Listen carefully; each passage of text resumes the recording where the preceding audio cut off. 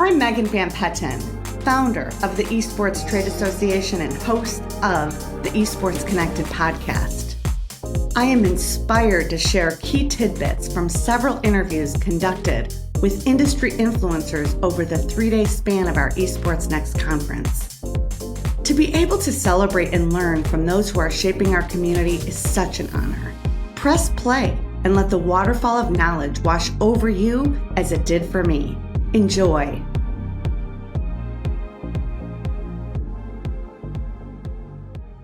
Hello and welcome back. We're here day 3 at the Esports Trade Association Esports Next Conference, having fun in Chicago, as they say, Illinois. And as you're a child, you probably say Illinois, as I did up until my 20s. Now, I'm here with a very special guest, Joanie Kraut from Women in Games International. How are you? Good, how are you? I'm super. I feel like we just did this virtually last week. At least we're not getting killed by squirrels today. Did we get killed by squirrels? I think we got killed by a scorpion. I would have been okay if I got killed by a squirrel in that game because, I really only had a little bit of knowledge of what was going on. We were playing Final Fantasy 14 last week. Yep. And on stream, so it was a lot of fun. So, you've been here at the Esports Trade Association Conference. I'm going to give you 2 minutes in the hot seat to give me a little bit of info about you and WIGI. In 2 minutes, the clock starts now. Boom. Oh, man. Okay, hey, what's up? I'm Joanie. I'm the CEO at Women in Games International. We are a nonprofit based out of Los Angeles, California. We are focused on normalizing women in the global games industry from a professional standpoint, so we want to see more women in the C-suite. We are finding a direct correlation between more women who are professionals in the industry and more people who identify as gamers who are women, and we don't believe that that's a coincidence. So we want more women working on games. We provide workshops and programs. We have templates. We have AMAs and panels.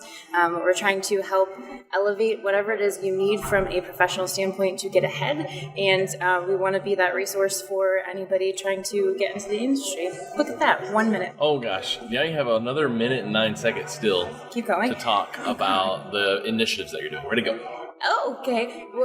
We have Wiki Wednesday. Every Wednesday we have new content. So we have a Cheat Codes podcast focused on mentorship, and it's an interactive podcast. You can ask questions. It's live streamed on Twitch. We actually have one today, if this is today that you're posting Wednesday. This. Yep, Wednesday. And then we also have our Stat Boost workshop coming up in September 24th through the 26th, and that's focused on self-advocacy. That is sponsored by Stream for a Cause. And we also have the Power Leveling series, the first Wednesday of every month, and that is a panel on Zoom. It's meant to be very kind of off Twitch so that you can have, very specific questions to your situation and not be worried about who's hearing those questions. Is it like a Discord or something? It's on Zoom. Zoom? Oh, yeah. Gotcha. And then we also have tabletop gaming. So the third Wednesday of every month, we have Tabletop Adventures. And we either play through a game or we talk to people who are into tabletop gaming. Woo, she did it. So, wait, you were telling me about tabletop. You got into Dungeons and Dragons, though. Yeah. I'm a dice goblin. I have so many dice. I know... The most I know about Dungeons and Dragons is my brother played it in the back of a game shop in the 90s. Yeah. And he can come back now. And then from the TV show Stranger Things. Yes. And from seeing it at game shops. And then I played this DOS game in the 90s called Eye of the Beholder. Okay. It was like go through a dungeon, and it was really not the same at all. But so... Good story. I've seen Dungeons and Dragons on Twitch play, but you on Thursdays, you said? When do you do the tabletop? Oh, no, that's Critical Role.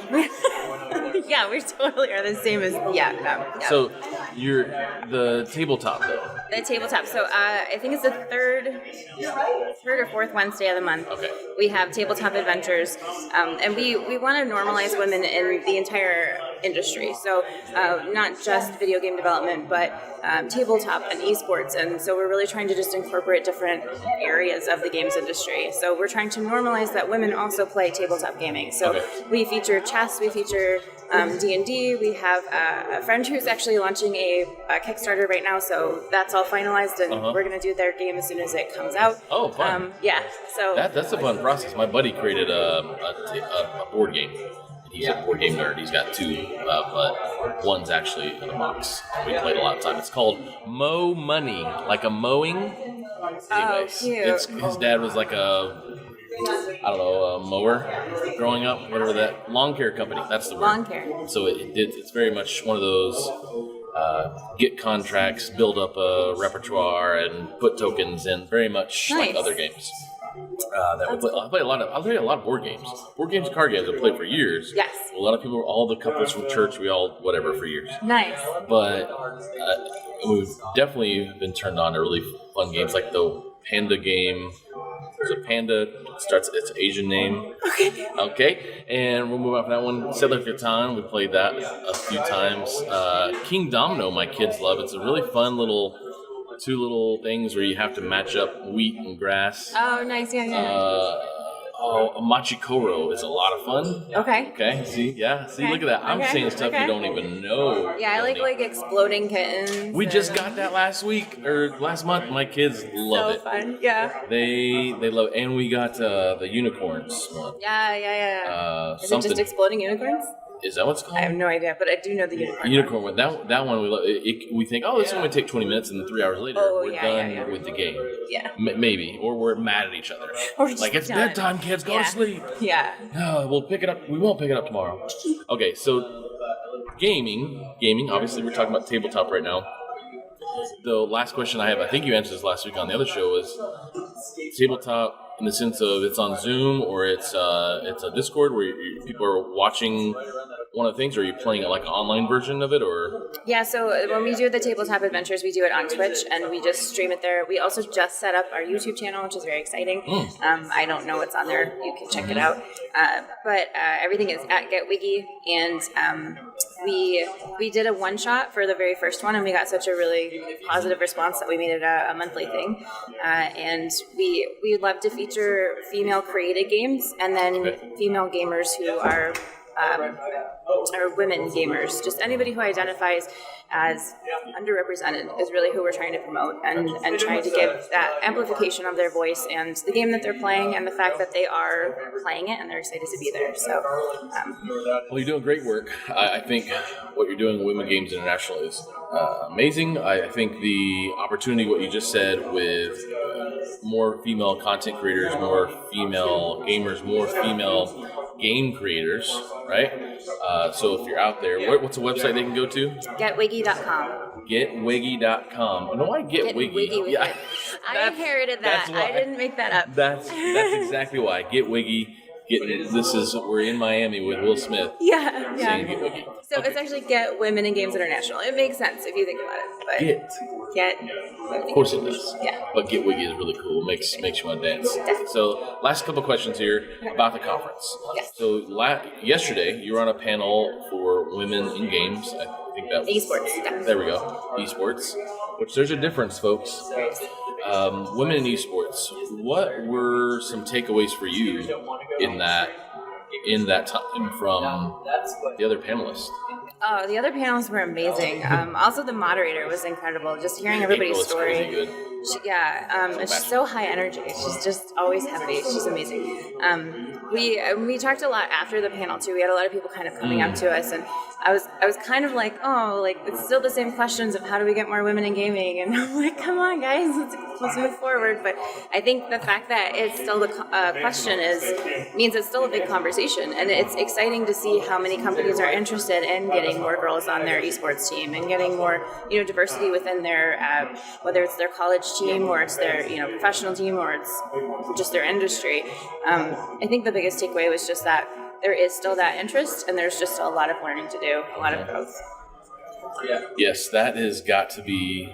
I think we talked about this as well. Just you're a girl gamer. Tell us why there aren't more girls, or why there aren't more women, or let's only bring you on the show to talk about women in esports. Yeah. I never get. Hey, Bubba, can you come in and talk about chubby white men with beard? Can you come in and talk about it? What is it like to be a white cis male in gaming? White cis male in gaming, I have nothing to worry about. Oh, man, that's amazing. How do we get more white cis males into gaming? Allies. Wow. You know how there's video games where there's evil ones and allies? Be the latter The one. good guy. The ally. You can be an ally. And like I've said, I am still ignorant, and I can be an ally. So you have forgiveness when it comes to understanding, but you can also, you don't have to worry about asking questions. You can ask questions. Yes. Like Joanie, what is it acceptable for me to represent myself as he, him, and should I put that on my LinkedIn? Is that something I should do, or am I perpetuating something, or am I giving in, or why is it important for me to do something like he/him on my LinkedIn? So I've had a lot of really great conversations, especially check out Queer Women of Esports. They have an amazing DEI training program and just have these conversations all the time. You can just ask anything. I've learned a lot from that group. So I agree with putting the she, her, the he, him, the they, them, if you want to. I think encouraging people to do it, to normalize it, and also to make sure that the conversations you're having are meaningful and include you as you are, and I think that's important. I don't like the idea of pushing people that you have to do it. Some people aren't ready to say their pronouns. So if you want to and you're comfortable with it, I say do it. But if you're not, there's no pressure that you have to. If you are a he, him, and you identify as a he, him, and you were maybe born as a he, him, and you don't want to put he, him on your profile, then don't, and that's fine. I don't think there's anything wrong with that. I think it's just, if you want to be that ally, if you want to take that next step, and you want to show that it's a normalized thing to identify yourself, then I encourage it. Well, I agree with you. There's two ends of the spectrum of how I feel most men in this situation may feel of, I'm going to do it to jump on the bandwagon because I changed my logo to all black last summer, and I put a rainbow flag on my logo last year as well. So I'm gonna from June 1st to June 30th. I did it all of a month, and so I recognize that there's a lot of that. I do what's trendy, right? And then I recognize there's a lot of I am an ally. So I like what you said about not being forced, because it does need to be normalized. I think that's what's important. And the benefit of cis white males of having no care in the world, we need to understand what it's like. We need to understand what it's like, and we don't, because we sit in this position, this role, and it's dumb. Well, and depression rates right now among cis white males are an all-time high, because there is a lot of, calling out what's wrong. So I think it's just really taking that stance of moving forward with, I do have a seat of privilege, and I'm going to use it to leave the world a better place. And I think that's a better conversation of, it's not something's wrong with you because you're amazing or because you have these amazing opportunities. It's because you have these amazing opportunities, what could you be using this platform for to help encourage or empower someone else? So empowered people empower people. If you're empowered, find a way to empower somebody else. Power. Love it. Okay. So GetWiggy.com. Empower people. Hold hands and let's do this together. Kumbaya. We are the world. I heard yesterday that was like one of the most. I was listening to a book because I don't like to read. I like to listen to books. Okay. I was reading this book called The Third Place. I think I was telling you about it last week, but the guy was interviewing Quincy Jones, the musician, and he was talking about how the We Are the World from the 80s, with like Michael Jackson and Sting and everybody else. That's like the number one most top song ever in the history. Wow. I didn't realize that. I would have thought like Justin Bieber would have had that. The Biebs. Yeah. Anyway, side note, we're here at the Esports Trade Association Conference Esports Next. This has been Joanie Kraut with Women in Games International. GetWiggy.com. GetWiggy on social media. Check it out. If you are a woman or a female and want to know more and are a content creator or game creator or any of that kind, please check out GetWiggy.com. Thanks so much, guys. See you later. Bye.